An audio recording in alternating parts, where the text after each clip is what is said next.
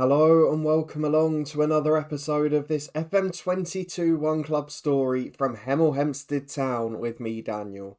We're back with the Tudor Times and part 7 today, and it is a big episode. We face playoff chasing Dartford in a first game tonight, a National League South game with plenty on the line. It's our game in hand, we're 5 points clear, but we're starting to look a lot less than vintage, so a massive one for us to try and stay unbeaten.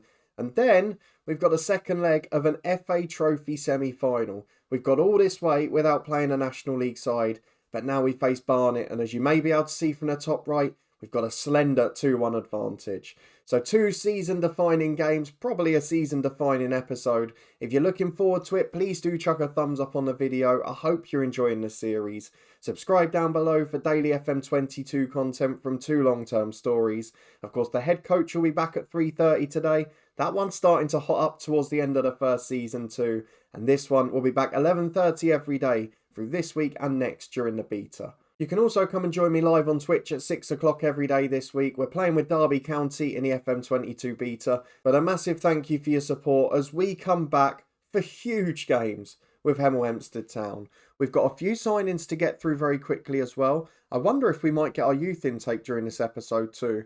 But we've done what we normally do when we're managing at this level. It's something I do very regularly. Towards the end of the season, I save a few of those short-term loans, make sure we've got spaces in the squad.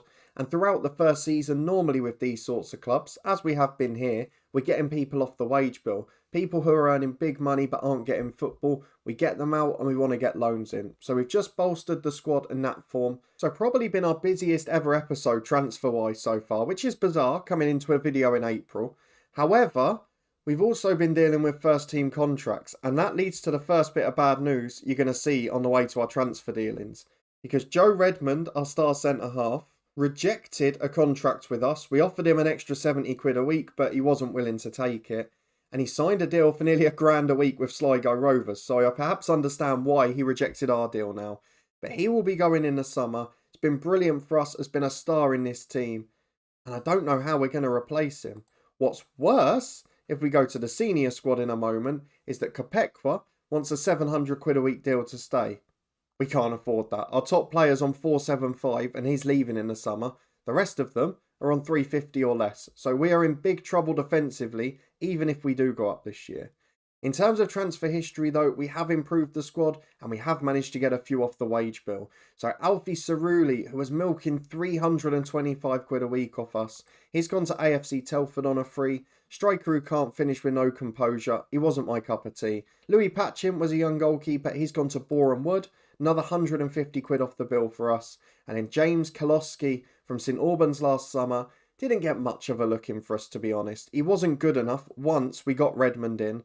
Kopekwa was there, and then once Dreyer came on loan, we didn't really have a place for him. So Telford came in again, another 250 quid off the wage bill. And we've been able to replace them with a few free agents that haven't put anything on the wage bill, and a couple of loan players as well. So Max Evans was the emergency loan keeper. He replaces the outgoing Lewis Patchin. He just comes in and does a job for us. We're not paying any wages. He's 2.5-star ability. Actually a slight upgrade on the backups we've had this year. And we'll do a job if we need him. But hopefully, we can keep David Gregory fit till the end of the year. D'Amalio, Brown, Sterling, sort of the replacement for Cerulli, just to give us another option out wide and up front, particularly given that we'd lost Lacey as well. He is from Colchester, 2.5-star ability up front, 3-star ability off the wing, which is where he's actually ended up covering a little bit. He's made a few sub-appearances, and he scored a crucial first goal against Barnet last time around. So we'll be hoping for the same in the second leg from him. And then a very familiar name from higher up the league, Zeli Ismail, was being linked by an agent with us and Ebbsfleet. And I didn't expect that we could get him without a wage contribution. We had him on trial for a few weeks, and he was happy to join after that. Now, he's not got any natural fitness. He's not really determined. He's not a hard worker. But he's got a little bit of ability. And if he does really well, we can keep him on the books next year. If not, we just release him in the summer, once we've got a 25-man squad again. But Zeli Ismail, a really good opportunity for him.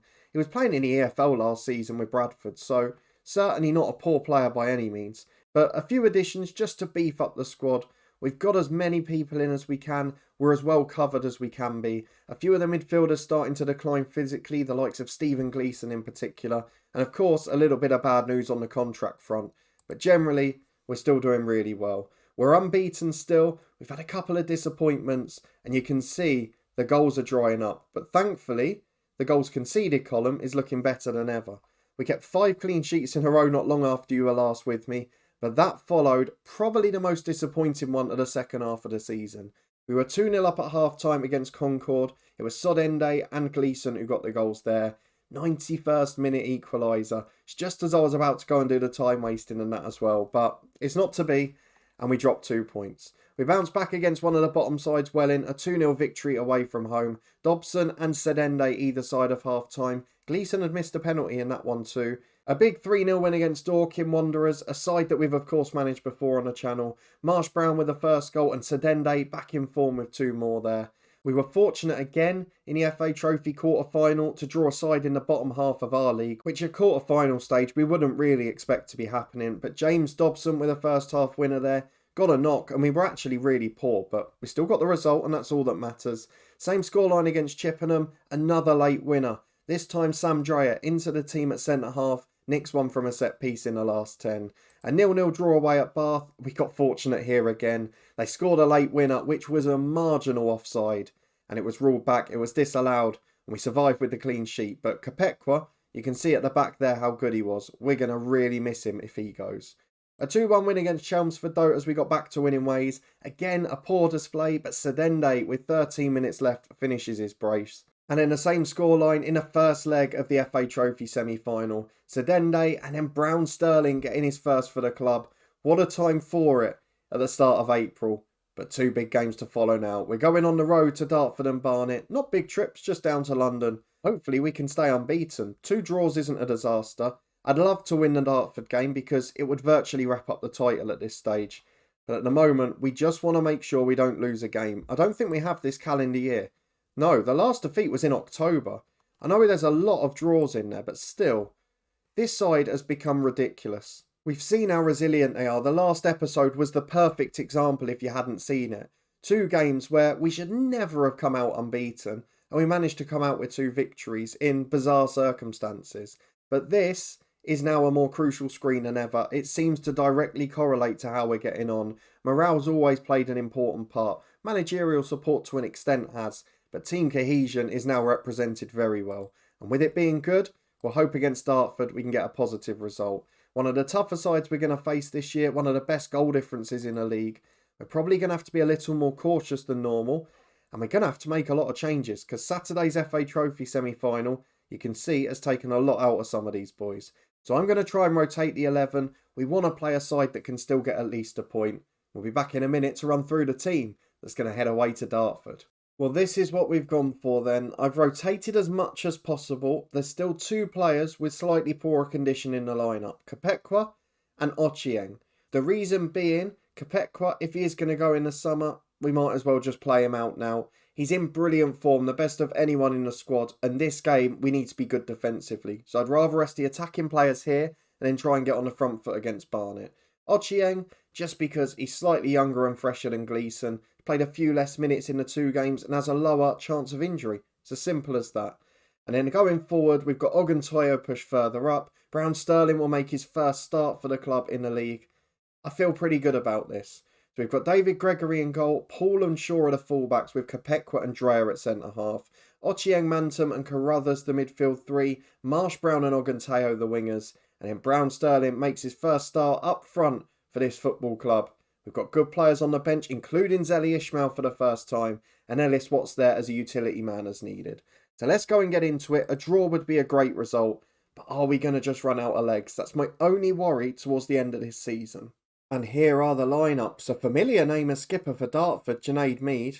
Saved a penalty from him once in real life. There's a fun fact for you. Played a Champions League game, of course, for Arsenal, so definitely achieved the most in that team. Maybe bar Emir Hughes. Is he really in the National League South? He was a young superstar and was a Welsh international at a very young age. That seems like a fall from grace on the face of it. I'm sorry, I've been distracted. I've got to have a look at him. Only 3 appearances, so doesn't look like he may be joined in real life. It might be an in-game move. But on the face of it, that seems an incredible signing. And he's played very well at this level too. But let's get into the first half. We've had a chat with the lads. We want them to keep it going. But this is one of the toughest away games of the year. And to be honest, a point would be a phenomenal result. And with 5 minutes gone, we're on the defending already as Wanadio puts a corner in. Headed just over the bar. We'll deal with that. But we're not too much of a fan of the free headers there. 10 minutes gone, Hemel need to get into this game and Shaw's got a throw on the left to Carruthers. I didn't realise they've got Connor Essam at the back as well, a former Luton man. As Houston goes back to his keeper Wilkes, long ball downfield. We're giving it away a little too easily here and that's very poor. That's magnificent and just hits the underside of the bar. Think the keeper, Gregory was caught out. But Dartford, so unfortunate not to be ahead as Wanadio puts another corner in. That one is surely no. Shaw off the line onto the woodwork and into Gregory's arms. I'm going to make a tactical change if this doesn't go in as Paul throws to Mantum. Back to Paul again. Into the back post. Oh, we've got a penalty. Out of nothing as well. Gleeson's not on the pitch. Neither's Odende. I don't know who takes this. Is it Sam Mantum? It is. Come on, Skip. Steps up with a new contract and with a big goal. Undeservedly at Dartford. We have been pasted for 15 minutes here. We've got the lead. And this is this Hemel Hempstead side. They feel invincible. They always produce something. And now can we build confidence as Marsh Brown plays a 1-2 with Paul from a right-sided throw-in. Back to Marsh Brown again. Chance to cross but it's blocked out. Marsh Brown recycles it. He goes wide to Paul. Got an option down the line. Crosses to the back post. Oganteo was up, but it's away to Wanadio. The referee looked like he got in the way there, but nothing doing. Wilkes has it in goal, goes for the big long kick. It has caused us problems today, and it is again. Gets down to the byline. Dreher's been dragged wide. Don't know if that's going to help us in the box. Hughes is there unmarked, but his header's just over the bar. Famously a lot better with his feet in fairness, but I've no idea how Dartford are behind here. As we've got another throw-in on the right. Every time I go to make a tactical change, we're back with a highlight. That one's in, but there's nobody on the end of it. And it's cleared as far as Oshiang. He gives it to Kopekwa. I don't know what he was doing up there as Carruthers gives it to Marsh Brown. Blocked down, finds Sterling. Flicked onto Mantum. Just over the bar. Right, let's just go to the lads. We're going to encourage them. I'm tempted to go positive because we're keeping the ball. And I'd just like to really get a foothold in this game. Maybe we can take it to them. But to be honest, I'm a little bit too chicken to do it. So 5 to the break, it remains 1-0. And we stay very much balanced in our mentality. Into the dressing room we go. We've got the lead with the only shot on target. And to be honest, that's been the story of the half, hasn't it? Dartford not taking chances, hitting the woodwork. Clear-cut chances going astray. But we still lead. And it's a penalty kick again. I'll take it however it comes. We've got a throw on the left with Fraser Short. 10 gone in the second half. He's another who signed a new contract. The left back as Samir Carruthers, who is out of contract at the end of this month before the season finishes, has been a little bit patchy and inconsistent this year and is asking for a lot of money.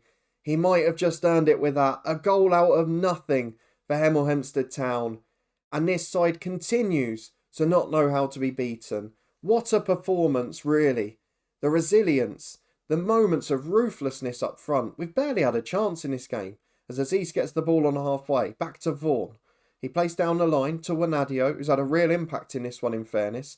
Player I'd be tempted to go and scout after this match. As Houston goes back to Essam. He finds Vaughan. Back into his centre half again. Can we just get the third on the counter? The last thing we want is a grandstand finish. Fonguk goes back to his keeper. Had him at Barnet in a network save a couple of years ago. Long ball forward. Roberts wins in the air again. He's murdered our centre half today. And he's scored this one off the inside of the post. Dreher has not had a good time against him.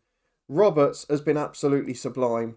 And we're going to have to go and make changes. Right, changes made then. As Oshiang's got the ball in the middle. Very simple one. Simpson on for Paul at right back. And has dropped to a defensive duty. Though he's up by the opponent's byline here. Loses out with Mantum. And this is what we brought him on for. To protect against Roberts with Dreher, and he was caught halfway up the pitch. Not good enough.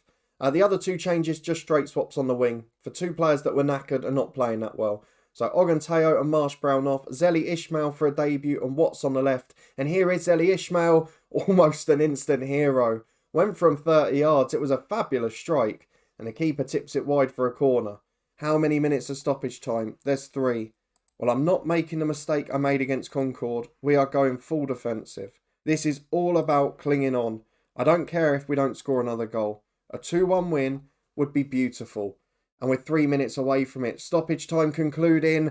We've done it again. Another champions performance on the road. Another sign that this team feels invincible. It wasn't a great display, but a penalty and a Samir Carruthers screamer give us another crucial win in this National League South title race. Now we are 8 points clear with 7 games to go. Surely we can't throw it away. We have got the issue that Samir Carruthers leaves the club before the last 2 matches. But now we've got an FA Trophy semi-final. We're 2-1 up after the first leg. We're heading away to a National League team. Can we round off this episode in style by making it to the Wembley showpiece? We'll be back in a moment to find out. Here we go then. No youth intake yet, so that'll have to wait for the next episode. However, we've got a 2-1 lead against Barnet. The winners will face either Stockport or Notts County, which is also a very closely fought game. So we're the only non-National League side left. Of course, in real life last year, Hornchurch shocked everyone to win it. Let's have a look at where Barnet are. Barnet are 5th in the National League. Who else are there? Notts County and Stockport are around the same place. Look how tight that is. The top 6 separated by 7 points. Let's go and get into our Barnet game though. Of course, all the other National League South sides will be in league action. And this is where we start to lose ground because teams can close the gap and then we've got big pressure for our games in hand. So let's go and make the changes to the team. A fair few of the first 11 will come back in. We'll be back in a minute to run through it. The side that are tasked with getting us to Wembley. I hate to do it, but Kopekwa has to be rested. As does Oshieng, which leaves us a little bit weaker defensively. But this is the side we trust with getting us to the final. Gregory stays between the sticks as always. Paul stays in at right back because Simpson's got a heavy match load. Oguntoyo drops to left back. Dreyer and Redmond are partnered at centre half. Kopekwa doesn't even make the squad because he's just not fit. In the middle, Gleeson in for Ochieng, Mantum and Carruthers stay in the middle. And then Dobson back in on the left wing with Marsh Brown and Sedende, the 25 goal man, back up front.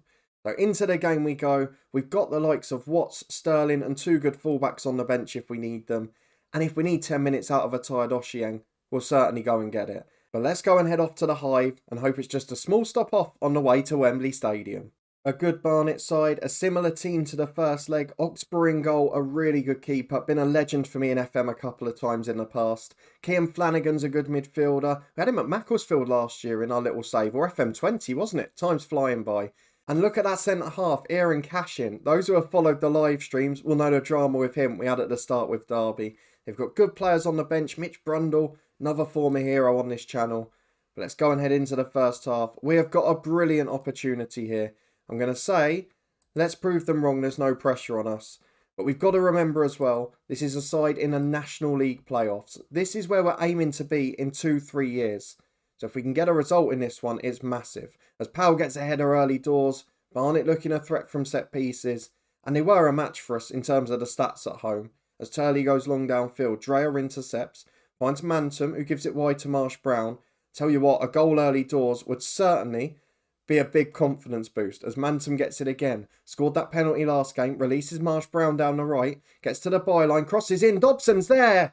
We've got the lead at the Hive. We're 3-1 up on aggregate. It's a classic run from Marsh Brown. Electric pace to get in behind, but that's not what matters. He's got the final product too.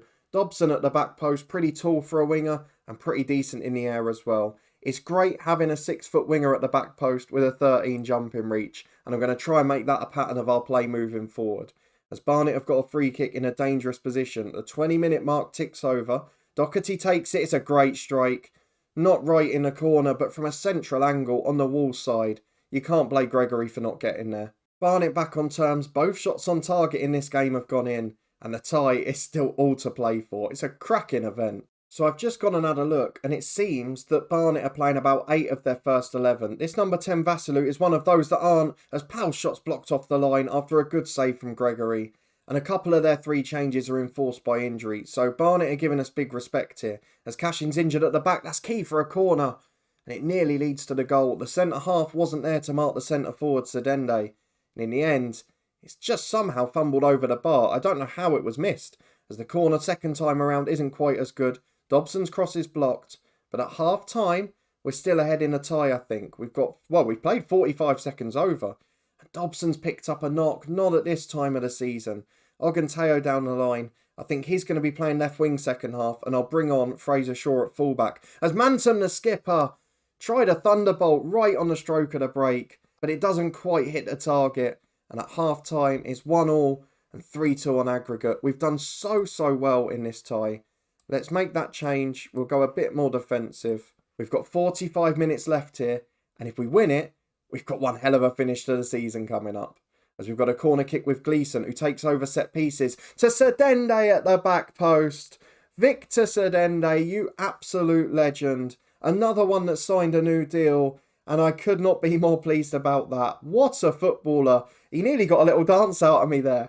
Fantastic stuff from Hemel Hempstead Town. Who's ready out of Stockport and Notts County? Because our 8th and final episode of the season might be with the league wrapped up in an FA Trophy final at the National Stadium. This is incredible. Let's go and make another change. We're going to take Oganteo off, who's knackered, has done really solidly over 2 roles. Ellis Watts, a natural replacement on the left wing. With 10 minutes to go, we will make a change, but we've got a free kick first with Gleeson. Up to Redmond. He might be leaving for Sligo Rovers in the summer, but he's just given us the goal that sends us to Wembley Stadium. He's helped us to what looks like a promotion, and he's going to times his wage by 5. I've got nothing but respect for the lad.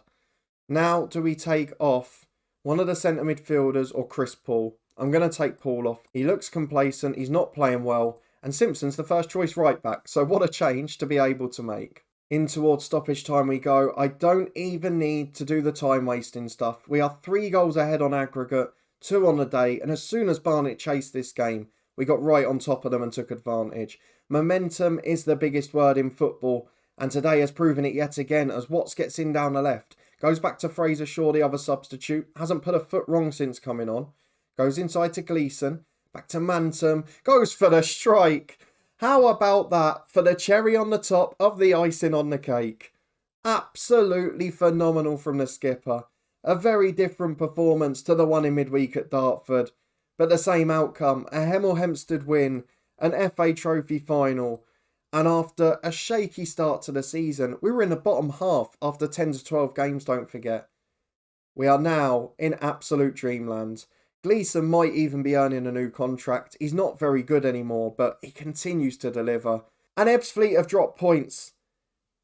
Everything is going in our favour. Ebbsfleet lose away at Welling. They've got themselves up to mid-table with that. We are 8 points clear with a game in hand. Surely now it can't go wrong. Who are we playing in the final? Do we know yet? When is the second game? It is Notts County we'll be facing in the final. One hell of a game to finish the season. Bit of a warm-up for what we're going to get next year. Dobson's barely got a knock. 20 grand is very much appreciated. And Stephen Gleeson with 3 assists. He's lost all of his physical attributes now, but he's still a stunning player. And if he'll sign reduced terms later on this year, we'll try and keep him for next season, even just to play on the bench. Let's have a look at the schedule then for when Minek's going to be back. I think we all know by now. I think we're going to win the league. We've done a really good job, and we've got good technical footballers. You can see that in Gleeson.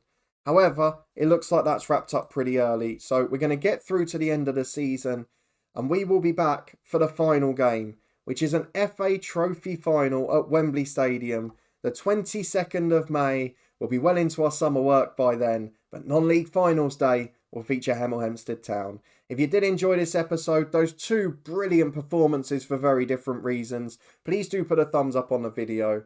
Let me know if you've had a turnaround like this in any of your saves, because we've been relentless for 4 or 5 months now. After a really shaky start, the team cohesion ticked over, we got ourselves a new goalkeeper, the switch flicked, and we were absolutely phenomenal. If you want to stay up to date and see how we get on in the final and whether we can wrap up that promotion, please do subscribe down below and turn that notification bell on. We've got daily episodes from this save every day at 11:30 throughout the beta. And later today, we'll be back with the head coach, that one coming at 3:30. You can follow us on Twitch as well, the link's in the eye above, as well as all the other playlists. But a massive thank you for watching, your continued support as always. I'm loving Hemel Hempstead, I feel the success.